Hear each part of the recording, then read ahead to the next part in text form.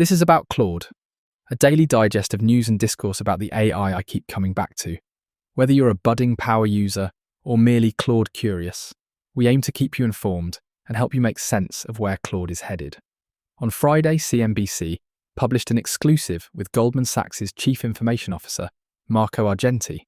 The headline was about AI agents automating accounting and compliance roles. Interesting enough, but buried in the details is something more revealing. For the past 6 months, Anthropic engineers have been embedded inside Goldman Sachs, not advising from a distance, not running workshops or handing over documentation. Sitting inside the building, working alongside Goldman's own teams, co-developing autonomous agents for some of the most process-intensive work in banking. That's not a software purchase. That's not even a partnership in the way most people use the word. It's something closer to a transplant. Outside expertise grafted directly into an institution's operating tissue.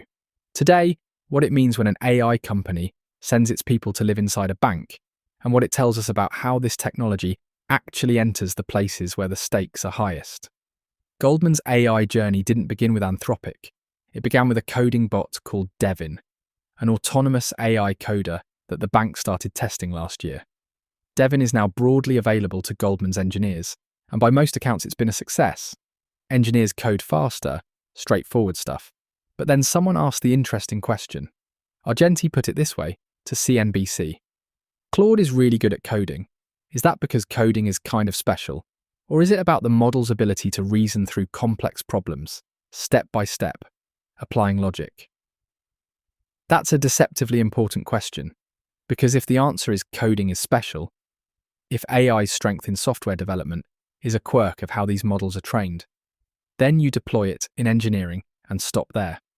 But if the answer is it's the reasoning, if what makes Claude good at code is the same thing that would make it good at any structured, rule-bound, judgment-intensive work, then you're looking at something much larger. Goldman tested it. They pointed Claude at accounting and compliance tasks. And, in Argenti's words, the firm was surprised at how capable it was. Not surprised that it could do something. Surprised at how well it handled work that combines parsing large volumes of data and documents while applying rules and judgment simultaneously. That combination, data parsing plus rules plus judgment, describes an enormous amount of white-collar work. It's what trade reconciliation is. It's what client onboarding is. It's what compliance checking is. It's what a first-year analyst does when they're building a pitch book at 2 a.m. If Claude can reason through those tasks the way it reasons through code, the surface area of what's automatable just expanded dramatically. Not in theory. Inside one of the largest investment banks in the world. Tested by people whose job is to be skeptical. That discovery is what triggered the next move. Goldman didn't buy more API credits. They didn't sign a bigger licensing deal. They asked Anthropic to send engineers inside. There's a term for what Anthropic did at Goldman. Forward-deployed engineering. Palantir invented the model in the early 2000s when it was working with government agencies and defense contractors. Organizations with messy data, legacy systems, and security requirements that made off-the-shelf software useless. Palantir's insight was simple but expensive. You can't deploy sophisticated technology into complex environments remotely. You need engineers on the ground, sitting with the people who actually do the work, learning the real processes. Not the documented ones, the real ones. At one point, Palantir had more forward-deployed engineers than traditional software engineers. The role was so central to the business that internally they called them deltas. And it worked. Complex, high-risk deployments became long-term, high-value relationships. Once Palantir's engineers had spent months inside a client building custom solutions, switching costs became enormous. The model created what one analyst called near unchurnable accounts. Fast forward to 2026, and every major AI company is adopting some version of this playbook. OpenAI has built out a forward-deployed engineering team. Salesforce has committed to 1,000 of them. Job postings for the role increased over 800% between January and September 2025 alone. Andreessen Horowitz called it the hottest job in tech. But Anthropic has taken it further. In December, they announced a partnership with Accenture that will see roughly 30,000 Accenture professionals trained on Claude, including what Accenture calls reinvention-deployed engineers, embedded teams that help weave Claude into client operations at scale. That's not a handful of engineers at one bank. That's an industrialized version of the Goldman model, and the logic is consistent with everything we've been tracking on this show.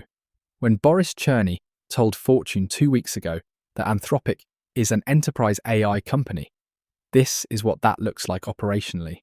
You don't win enterprise customers with a better chatbot.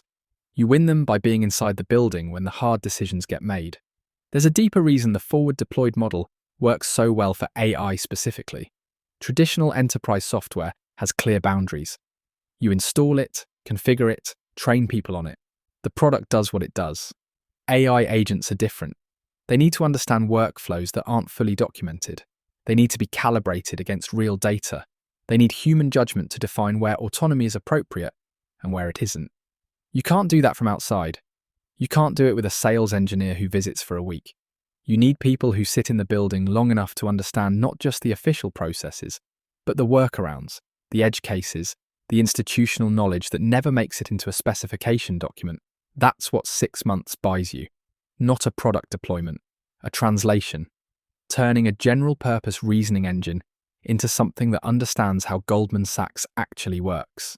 The agents Goldman and Anthropic are co-developing target 2 areas initially. The first is trade and transaction accounting, the reconciliation work that sits at the heart of an investment bank's operations. Every trade needs to be accounted for, matched, checked. When something doesn't reconcile, someone has to investigate. It's high volume, rule-bound, and currently employs thousands of people. The second is client vetting and onboarding, the due diligence and know your customer processes that regulatory frameworks demand. Every new client relationship requires identity verification, risk assessment, compliance checks, document review. It's essential, it's expensive, and it's slow. Argenti described the agents as digital co-workers for many of the professions within the firm that are scaled, are complex and very process-intensive. He expects to launch them soon, though he wouldn't give a specific date. But those 2 areas are just the starting point. Argenti told CNBC that Goldman could next develop agents for employee surveillance, monitoring for compliance violations, and for creating investment banking pitch books. That last one is worth pausing on. Pitch books are the presentation decks that bankers create to pitch deals to clients. They've traditionally been assembled by junior analysts working late nights, pulling data, formatting slides, writing narratives. It's the work that defines the entry-level Wall Street experience. If agents can produce them, the implications for how banks recruit and train junior talent are significant. The technology underlying all of this is Claude Opus 4.6, with its million-token context window in beta. That context capacity matters enormously for financial work. You need the model to hold an entire regulatory framework in memory while parsing a specific transaction. A small context window means the agent keeps forgetting the rules. A million tokens means it can hold the whole picture. There are 2 sentences in the coverage that deserve more attention than they've received. The first is from David Solomon, Goldman's CEO, in an internal memo from October. The firm will constrain headcount growth as part of a multi-year reorganization around generative AI. Note the phrasing, not reduce headcount, constrain growth. The bank won't fire the people it has, it just won't hire the people it would have hired. For a bank with 48,000 employees in a year of surging trading and advisory revenue, that's a meaningful statement. It means the additional volume, the work that would normally justify bringing in another 100 analysts, another 50 compliance officers, will be absorbed by agents instead. The humans stay. The growth goes to the machines. The second sentence is from Argenti. Goldman could cut out third-party providers it uses today as AI technology matures. That's quieter, but arguably more immediate. Goldman doesn't just employ people in compliance and accounting. It contracts with external firms, legal process outsourcers, compliance consultants, vendors who handle overflow work. Those contracts are easier to end than employment relationships. And Argenti isn't being hypothetical about it. This connects directly to the market story we covered last week. The software sell-off that wiped hundreds of billions off SaaS stocks wasn't driven by Goldman specifically. It was triggered by Anthropic's co-work plugins. But the Goldman partnership validates exactly the fear that drove those sell-offs. If a bank can co-develop its own AI agents with Anthropic's help, does it still need the specialized compliance software it's been licensing? Does it need the third-party platforms for trade reconciliation? Argenti's answer, diplomatically phrased, is heading toward no. The enterprise strategy, when you see it operating at the Goldman level, isn't just about Anthropic selling more API access. It's about Anthropic's engineers helping institutions build capabilities that replace entire categories of vendor software. That's why SaaS stocks cratered, not because of a hypothetical future, because institutions like Goldman are already doing it. Step back and look at the pattern we've been tracking this month. In episode 5, Boris Cherny told Fortune that Anthropic is fundamentally an enterprise company. In episode 12, we saw Anthropic's next model leaking from Google's Vertex AI infrastructure, the enterprise plumbing being laid before any consumer announcement. And now Goldman Sachs confirms that Anthropic engineers have been physically inside their building for 6 months, building autonomous agents for regulated financial work. Each of these is a different view of the same strategy. Anthropic isn't trying to win the attention war with OpenAI. It's trying to become the AI that institutions build their operations around. And the forward-deployed model, the actual presence of Anthropic engineers inside client organizations, is how you create the kind of deep integration that's almost impossible to unwind. Palantir proved this 2 decades ago. Once your engineers have spent 6 months understanding how a client actually works, the switching costs aren't just technical, they're institutional. The knowledge lives in the systems your people built together. If you're using Claude as an individual, and most listeners of this show are, the Goldman story might feel distant. You're not a bank, you don't have embedded engineers, but the pattern matters for you too. The capabilities being stress tested inside Goldman, the complex reasoning, the rule application, the document parsing, those are the same capabilities available to you through the same model. The enterprise deployments are, in a sense, the most rigorous quality assurance program imaginable. When Goldman's compliance team trusts Claude to handle regulatory work, the model you're using for your own projects has been validated at a level most software never reaches, and the broader trajectory is clear. AI isn't entering institutions as a tool people use, it's entering as a colleague that sits alongside them.